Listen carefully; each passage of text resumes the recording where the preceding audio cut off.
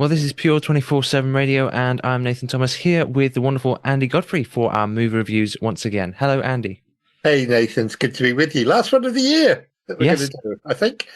And wow, where has that year gone? I I, know.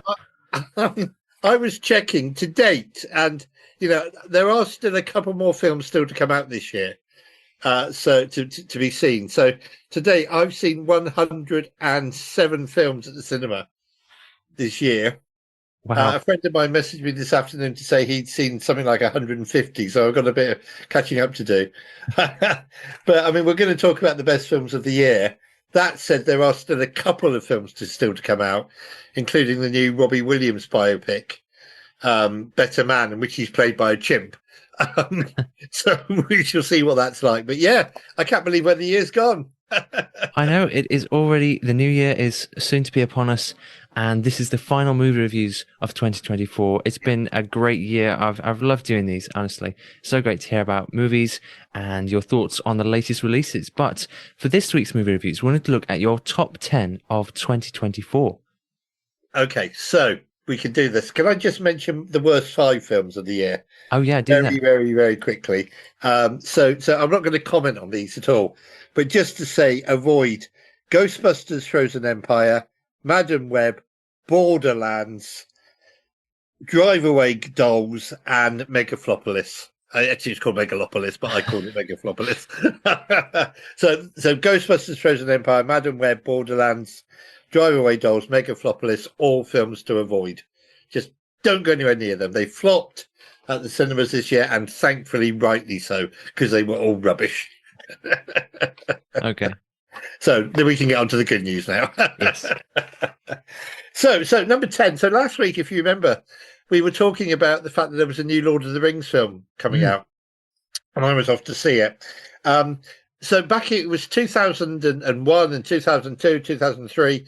Peter Jackson bought us the Lord of the Rings films. Then he bought us the Hobbit films, but they weren't quite as good or successful. But if you remember, we had those three great Christmases running where we went to Middle Earth, and we couldn't wait for Christmas to come around because we were going back to Middle Earth to get the next installment, see how Frodo and Sam were getting on their journey to destroy the ring. Those films were incredible. We've now got a new Lord of the Rings film there, and it's gone into my top 10 of the year. A very late entry. I saw it this week. It's an animated film. It's not a Tolkien story, but it's based on Tolkien characters, and I think Tolkien would have approved. So we meet the king of Rohan. His name is Helm, King Helm. Some wild men from the north come to challenge his kingdom. He and his people have to retreat into what we know now as Helm's Deep. And you'll remember Helm's Deep, the great fortress where the great battle took place in the Two Towers. That's a great scene where Gimli and the others are fighting, and Gandalf comes to the rescue. This is a story of his daughter, the king's daughter, Hedda. She is a feisty young lady who is friends with the Eagles. And again, you'll remember the role the Eagles played in Lord of the Rings. But the people have to retreat into Helm's Deep. They're under siege. I thought this was a wonderful film. The animation's a bit rough around the edges. It's sort of manga style. One of my friends said it reminded him of Scooby-Doo. No, it didn't. It is not Scooby-Doo. Let's get that absolutely clear. The animation's really good. Lots of battles. It's a 12A certificate. Lots of battles. If the animation is a bit rough around the edges, well, Middle Earth's a bit rough around the edges, and it's a good way perhaps to introduce younger children to the Middle Earth, to Middle Earth and the Lord of the Rings saga. It's set 200 years before Frodo's time. Lots of action, lots of battles, lots of pathos. The film's got real heart. Really interesting section in the middle, and it's no spoiler. There are two orcs that we meet in the middle of the film, and they are actually voiced by Merry and Pippin from the Lord of the Rings films, which is great. There's a bit of a surprise ending. I thought this was really, really good story. As I say, it's not a Tolkien original, but I felt Tolkien would have approved because they've treated his characters with respect. And, the film opens with the strains of Howard Shaw's great music from the Lord of the Rings films.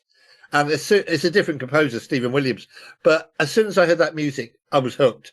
I was back in Middle Earth. I didn't care about the animation being a bit rough at times. I didn't care about the story. I was in Middle Earth, and that's where I wanted to be at Christmas. So it was really, really good.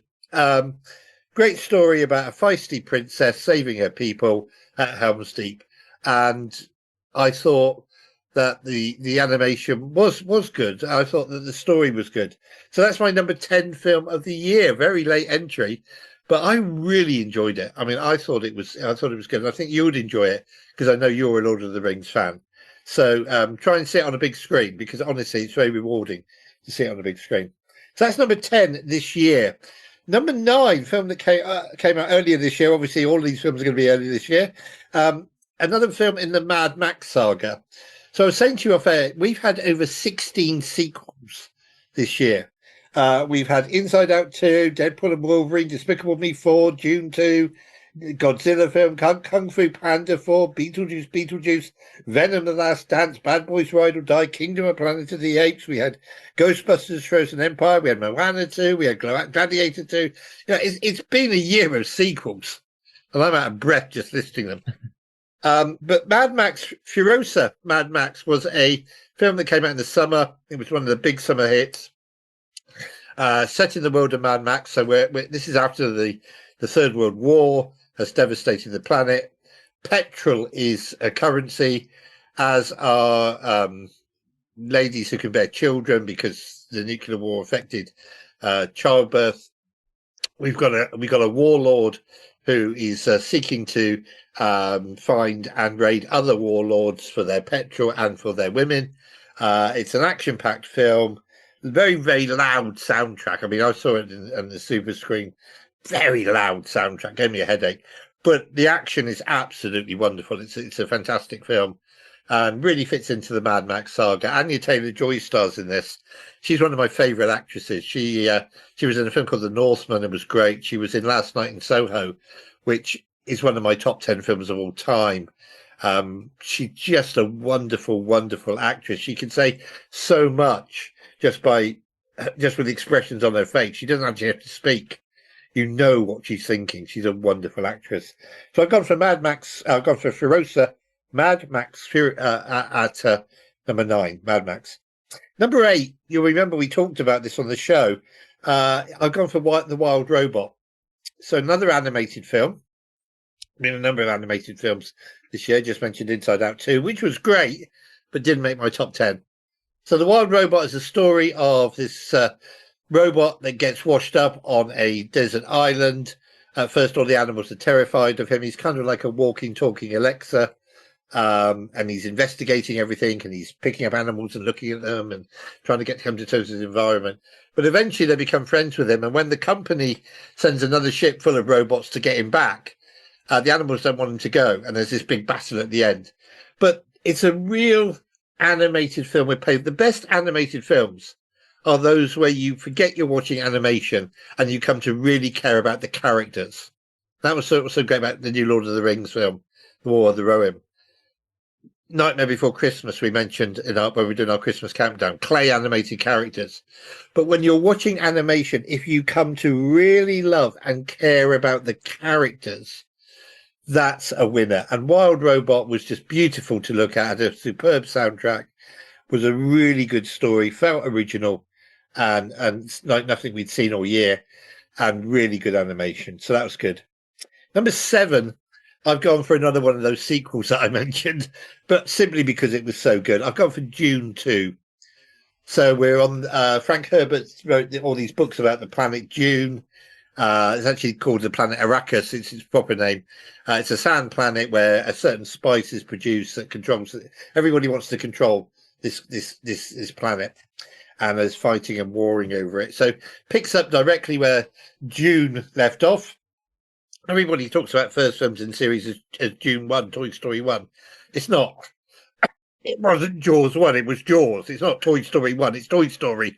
So this picks up exactly where Dune left off. Great performances by Timothy Chalamet in the title role as excuse me, the possible Messiah, long prophesied Messiah of this planet. Obviously, we believe the truth that Jesus is the Messiah. This is the sort of fantasy. Frank Herbert was a well-known humanist. But it's a spectacular film. The planet is populated by worms. You've never seen worms like these. I mean, they fill the screen. Again, see it on a big screen. So at number 7, I've gone for Dune 2.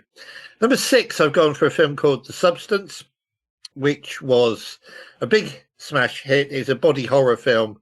It's about a young lady, about an aging actress who's aware that she's getting older. The wrinkles are starting to appear on her face. Somebody offers her a substance which enables her for 1 week to grow a new, younger body and be somebody else. The condition is she has to go back to being her older self after a week.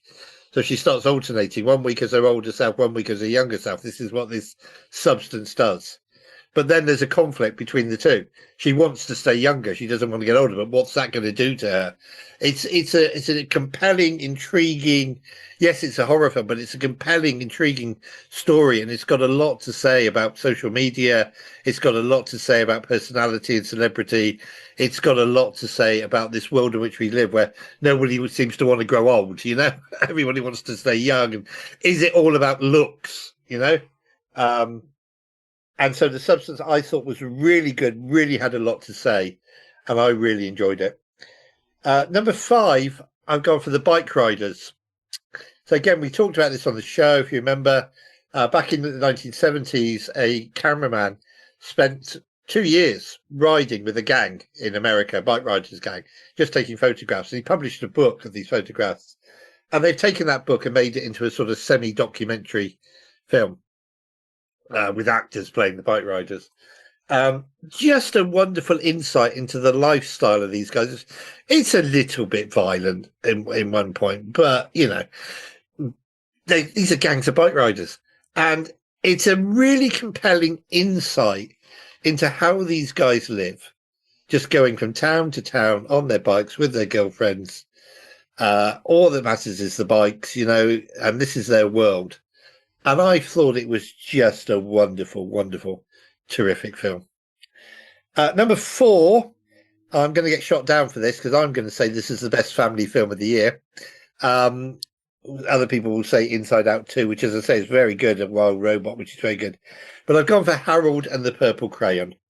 So you might remember we talked about this. There was a series of books in the 50s about Harold, a young boy who lives in a he's a cartoon character. He's got a purple crayon. Whatever he draws, if he draws a plane appears. If he draws a house appears. And one day the film starts off, we're in this little magical world with this little fantasy character drawing things with his purple crayon. He draws some friends, a raccoon friend and a rabbit friend. And one day he hears a voice. And the voice says, "Thank you so much for all the pleasure you brought me." And he thinks, hang on, is that God or is that my dad? Maybe that's my dad. And he draws with his purple crayon a door, and he writes above it the word exit. And he goes through this, and he finds himself in the real world, in our world. Now, he's played in the real world, he comes out as a fully grown up man with a boy's mentality. And he starts drawing things, And he meets a young boy, and he says to this young boy, "Can you help me find my dad?" And it's very quickly realised that they need to find the author of these books. Zoe Deschanel plays the young boy's mum, who we find she's brilliant. I mean, he's got a thing for blueberry pie. And she comes down one day, and her kitchen is full of blueberry pie, and she can't understand where all these blueberry pies are coming from. He's just been drawing blueberry pie. It's a very, very funny film. There's a bit of action, Lord of the Rings type style action, actually, at the end. There's a scene halfway through the end credits, which again took me back to Middle Earth. But it's really, really good fun. I mean, it's a PG. It's just the family film of the year. It's called Harold and the Purple Crayon. A lot of people that I know, my friends, fellow colleagues, fellow film critics, will not have this in their top 10 at all. Okay, but I'm unashamed to put it in my top 10 because I just enjoyed it. I just absolutely loved every minute. So we're getting towards the top 3 now. So number 3, and we've talked about this a lot. Number 3 is the very first film I saw this year, all the way back in January. And I've seen over 100 films at the cinema this year. This was the very first film I saw. And it's a Christmas film. It's called The Holdovers. So if you remember, Paul, we said that Paul Giamatti won the Oscar for best performance in this. Basically, we are in a boarding school in Boston where some of the kids have to stay for Christmas. And one of the teachers has drawn the short straw that he has to stay in the school over Christmas to look after these kids. And he's grumpy about it, as you would be. He's grouchy, you know. He's a really sort of mean, miserable character. And he doesn't like these kids. But slowly and surely, as Christmas comes and goes, he forms a relationship with one of them. And it's just special. It's just magical. For the very, this doesn't happen very often, but the very first film I see in the year is in my top 3 by the end of the year. Because you think, you know, there's going to be so many more films. But it stayed with me. I bought the Blu-ray. It is a magical, magical film. The Holdovers, and one for Christmas as well. So top 2. And top 2, number 2, Thelma. Thelma. Now, I don't know if you remember this one. I saw this on my birthday back in August. And I saw it at one of my favourite cinemas, which is the Watershed Cinema in Bristol. They've basically taken a big old warehouse and turned it into a several-screen cinema. It's just a fabulous cinema. And I saw it on one of the smaller screens with a group of people. Now, normally, when I'm in the cinema, I want total quiet. I don't want people shouting out and talking while the film's going on, okay?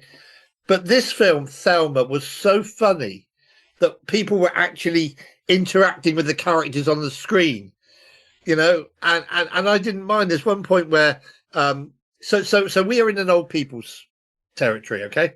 Thelma is a 95-year-old grandmother played by 95-year-old actress June Squibb, who's brilliant. And she's been conned. She's been conned out of her money. And she decides to go after the bad guys, right? Now, the bad guy is played by Roddy McDowall. She decides to go after the bad guys. And she goes after them on a mobility scooter. So basically, think Mission Impossible with Tom Cruise as a 96-year-old, you know, 95-year-old. There's one point where we're in an old people's home and the old people are putting on a play and somebody says, break a leg.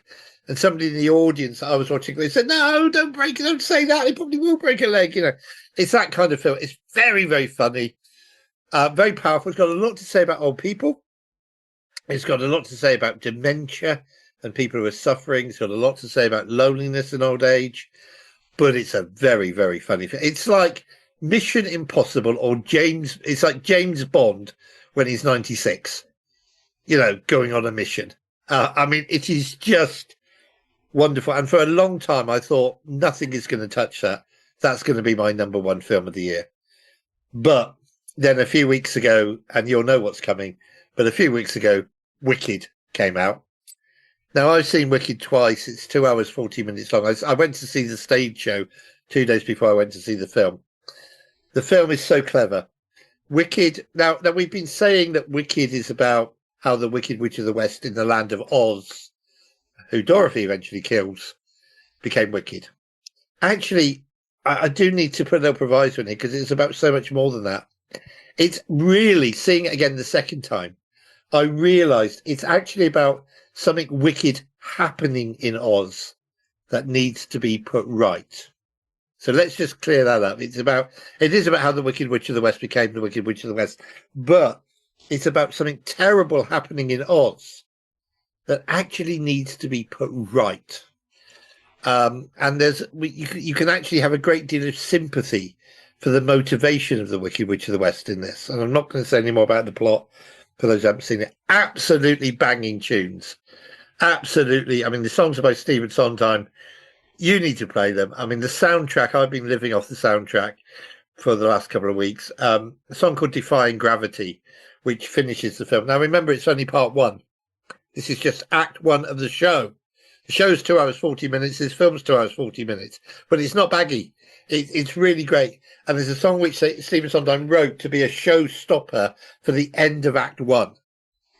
And it's called Defying Gravity. It is just, oh, man, it is an awesome song. So I loved it so much, I have made it my number 1 film of the year. I think I will have that in common with some other critics. I think I've got some films in here that other critics, I haven't seen Mark Commode's list yet or other critics, but I think I've got some films in here that other critics will have. Certainly Wild Robot, certainly Substance, certainly The Holdovers. And I think a lot of critics will have Wicked in their top 10 of the year. There are other films, we've had some really, really good faith-based films this year, which would make my top 15. So we've had Sound of Hope, which was this Possum Trot story of a church in America where everybody adopted orphans. They adopted over 70 orphans. That's a wonderful, wonderful film. We had Cabrini from Angel Studios again, which same people who gave us The Chosen. Cabrini's a story of a nun who went to New York in 1880, founded an orphanage, and ended up founding orphanages all over the world. That's a wonderful film. We've had Kingdom, A Planet of the Apes. That nearly got in. The Fall Guy, which is about a stuntman being framed for murder. That nearly got in. Small Things Like These. Remember we talked about that, which was the one set in Dublin where bad things are happening at a convent at Christmas time. Civil War would be number 11. Film starring Kirsten Dunst, set in the future where America is at civil war. So, all told, I think it's been a good year. It's been a year of sequels. A couple of them made my top 10. But we've had some really good original new stuff. We had a new Alien film. That's another sequel, but it was good. And so there you go. And all of these, I think 9 of my top 10 are already available streaming to watch at home. They are available to, buy on Blu-ray and DVD. And I've got most of them already in my Blu-ray collection. Lord of the Rings only just come out this last week, so that won't be available just yet. But at 10, Lord of the Rings, War of the Rohirrim. 9, Furiosa, Mad Max Fury Road. 8, Wild Robot. 7, Dune 2. 6, The Substance. 5, Bike Riders. 4, Harold and the Purple Crayon. 3, The Holdovers. 2, Thelma. And 1, Wicked. And I just wonder if this time next year, Wicked Part 2 will be number 1. There you go. I have talked and talked, but those are my top 10 of the year. Wow. Thanks so much, Andy. There's some great films in there, and I'm looking forward to seeing some of them. I haven't seen a lot of those yet, but thank you so much for giving us your top 10 of 2024, and we can't wait to see what comes out in 2025. Yeah, there's all sorts of. I don't want to give away any spoil. We've got a new film. We've got another pop biopic. It's going to be one of the first films of next year on Bob Dylan. So we've got the Bob Dylan story. So we've got the Robbie Williams story still to come this year, in which he's played by a chimp, or he's played as a CGI chimp. There is talk of another Ghostbusters film next year. Unfortunately, Ghostbusters Frozen Empire this year was terrible, so I'm not holding out much hope. There's talk of another Toy Story film next year, Really? which would be Toy Story 5. Yeah, that apparently is happening. And hopefully next year, we will also get, finally, the sequel to Mel Gibson's Passion of the Christ, which, rumour has it, is based on the book of Acts in the Bible. Now, there has been, Passion of the Christ, my father was still alive, so it's at least 14 years old. My dad died 14 years ago at New Year, 15 years ago at New Year. And I remember going to the cinema with my dad to see Passion of the Christ. And it finishes with the resurrection, which I was thrilled about. But and ever since there's been talk of the sequel. Well, it hasn't materialized yet. But hopefully next year we will get Passion of the Christ. So we will see.